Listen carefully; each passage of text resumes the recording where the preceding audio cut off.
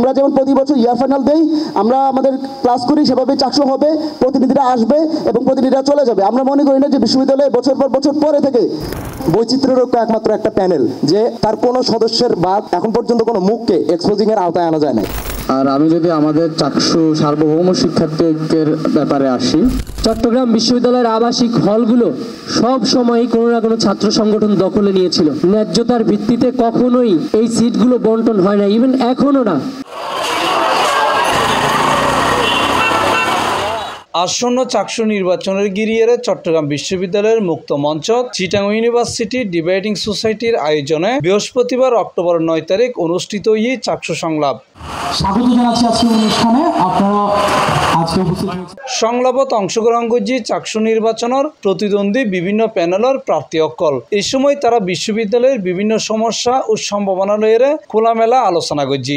সার্বভৌম শিক্ষার্থী ঐক্য, এটা যে বিষয় সবচেয়ে ফোকাস দেয় সেটা হচ্ছে সভারেনিটি, and we believe in student sovereignty first.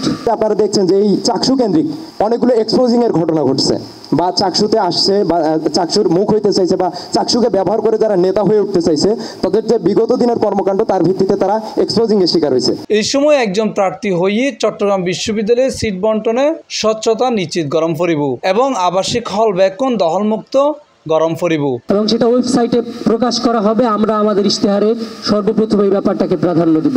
এটাকে যদি প্রাধান্য না দেই, প্রভোস্ট কর্তৃক 10টা সিট বা 5টা সিট দেওয়ার মতো তার ক্ষমতা যদি আমরা রেখে দেই, এরপরে আপনি যা কিছুই করেন না কেন, 10টা সিটের জায়গায় 100টা সিট কিংবা 200টা সিট দিয়ে হল প্রভোস্ট এই হলকে তার নিজের আয়ত্তাধীন, নিজের কবজাবন্দি করবার জন্য তার মতাদর্শীয়, তার যেই মতাদর্শিক ছাত্র সংগঠন রয়েছে, সে যে দলের হোক, যে ছাত্র সংগঠনের হোক, সে প্রাধান্য দিয়ে সাধারণ শিক্ষার্থীদের ন্যায্যতাকে, অধিকারকে নষ্ট করবে বলে আমরা বিশ্বাস করি।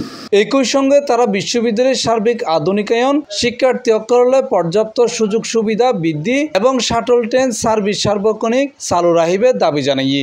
আমরা শাটলে ঝুলতেছি নাকি কটেজে বসবাস করতেছি, কি পরিবেশে থাকতেছি, কেমন পানি খাচ্ছি, কি খাবার খাচ্ছি, কেউ আর কোনো খোঁজ খবর রাখছে না। তো এই যে আমাদের প্রতি অবহেলা এই জায়গায় ভর্তি করার পর, সেই জিনিসটা আমরা সবচেয়ে কষ্ট পাই এবং সবচেয়ে দরদ দিয়ে অনুভব করি, এবং আমাদের জীবনটা সেইভাবেই কাটছে। কৃত্রিম সংকট, আজকে আমি আমার খাদ্য সংকটের কথা বলতে পারি, নিরাপদ আবাসনের কথা বলতে পারি, আজকে আমি আমার নিরাপত্তার কথা বলতে পারি, আজকে আমার বিশ্ববিদ্যালয় সেশন জটের কথা বলতে পারি। এই যে সমস্যাগুলো রয়েছে, এই সমস্যাগুলোর মূলে মূলত আমি যে দুইটা সমস্যার কথা বললাম, বিশ্ববিদ্যালয় প্রশাসনের স্বচ্ছতা, জবাবদিহিতার অভাব এবং বিশ্ববিদ্যালয়ে যে যুগ যুগ ধরে যে দলীয় আধিপত্যবাদের রাজনীতি, এটাই কাজ করে।